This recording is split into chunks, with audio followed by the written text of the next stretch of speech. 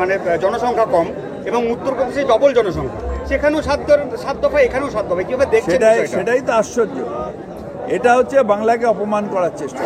অধীর চৌধুরী 7 দফা ভোটকে সমর্থন করেছে, মনে হচ্ছে বাংলায় অশান্তি হয়। অধীর চৌধুরী যা বলেন বিজেপির কথা বলেন। বিজেপি যেহেতু সমর্থন করেছেন, অধীর চৌধুরী সমর্থন করেছেন। তার কারণ বিজেপি যা বলে অধীর চৌধুরী তাই বলে, ইকো করে। সুতরাং ওর কথা আমার কাছে খুব একটা গুরুত্ব কিছু।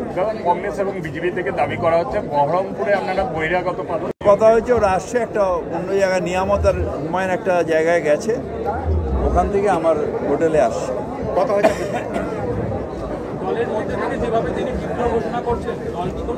কোনো দলের ব্যবস্থা নেওয়া না, কথা হয়ে গেছে। রিয়াকশান একটু, লোক যারা থাকে একটু রিয়াকশান দেয়। 5টা ভাই তো সমান হয় না। দলে কথা হয়ে গেছে, ওরা আসছে, কথা বলছে, সবাই নামবে। দাদা, আজকে আপনি বললেন যে অধীর চৌধুরীকে এক্সপোজ করার জন্য এই ধরনের একটা ক্যান্ডিডেটকে নিয়ে আসছে, তাহলে কি অধীর চৌধুরীকে বাড়তি গুরুত্ব দিচ্ছেন? বাড়তি গুরুত্ব নয়, অধীর চৌধুরী যে কথা বলেছেন, চ্যালেঞ্জ জানিয়েছিলেন যে কেউ আসুক, তাহলে তার নিজের বিধানসভায় 2টো সিটকে তুলে দিল কেন বিজেপি? সেখানে কংগ্রেস 0 হলো কেন?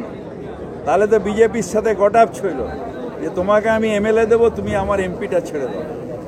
সেটাকে এক্সপোজ করার জন্য এটা করেছি। আপনার কি আছে? আপনাদের প্রার্থী ইউপিতে থাকেন, আপনাদের নেতৃত্ব যারা ইউপিতে রায়বেরেলি বা আমেথিতে করেন থাকেন, রাহুল গান্ধীজি তিনি তো কেরলে প্রার্থী হয়েছেন। মনমোহন সিং কোথায় থাকেন? দিল্লিতে থাকেন। কোথায় প্রার্থী, মানে রাজ্যসভায় কোথায় হয়েছে? আসামে হয়েছে। সুতরাং লোকসভা নির্বাচনে এখন অধীর চৌধুরী সাহেব ভয় পাচ্ছে, যেহেতু একটা অল ইন্ডিয়া ফিগার তার বিরুদ্ধে এসছে, এবং বহরমপুরের মানুষ শিওরলি এবার আর অধীর চৌধুরীকে দেখবে না। তার কারণ বিধানসভায় তার প্রমাণ হয়ে গেছে। সেই জন্য অধীর চৌধুরীকে ডর কিউ আতা है, इसलिए डर आता है। দাদা, হুমায়ুন কবির ঠিক আছে, আমাদের ইদ্রিসদা অকালে মৃত্যু হয়েছে, সেই জায়গায় ভোট ডিক্লেয়ার হয়েছে। আমরা পার্টি আলোচনা করে প্রার্থী দেবে। তাহলে তো কেউ স্বেচ্ছায় আসেন, অনেকে আছেন এরকম। ওই দেশের মেয়ে এখানে, আমাদের এখানে বিয়ে হয়েছে, অনেকে আছেন। তাহলে তাদের কি হবে? যারা মুসলিম সম্প্রদায়ের মানুষ অনেকে আছেন, কেউ লোক করে, কেউ কারো ঘর ছেড়ে আসে না ভাই। কেউ পেটের জ্বালায় আসে, কেউ কাজের জন্য আসে। এটা একটা জায়গা থেকে আরেকটা জায়গায় এসে ন্যাচারাল।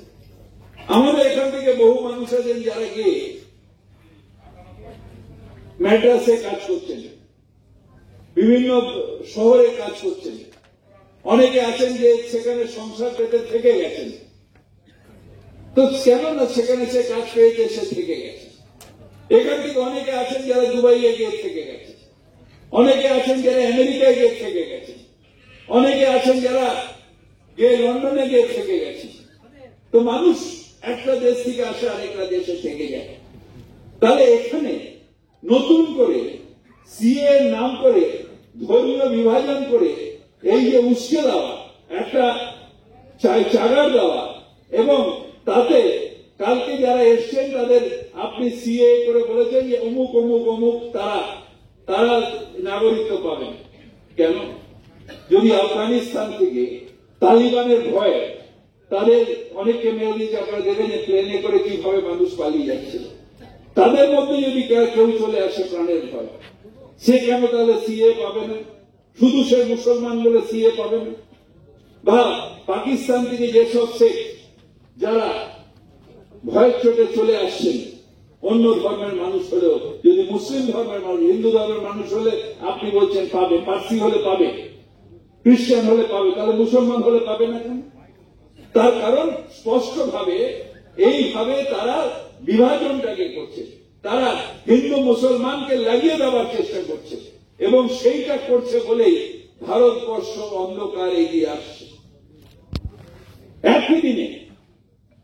14 তারিখে পাকিস্তান ইন্ডিপেন্ডেন্স পেয়েছিল সুপার জিন্নাহ সাহেবের হাত ধরে, আর মহাত্মা গান্ধীর হাত ধরে আমরা 15ই আগস্ট আমরা স্বাধীনতা পেয়েছি। শুধু পাকিস্তান আজকে সব থেকে পেছিয়ে পড়া দেশ হলো কেন? কারণ ধর্ম অন্ধতার পথে চলে গেল, বিচ্ছেদের পরে চলে গেল, এত ধর্ম অন্ধতার পথে চলে গেল যে আজকে পাকিস্তান সব থেকে পিছিয়ে পড়া দেশ বিশ্বে।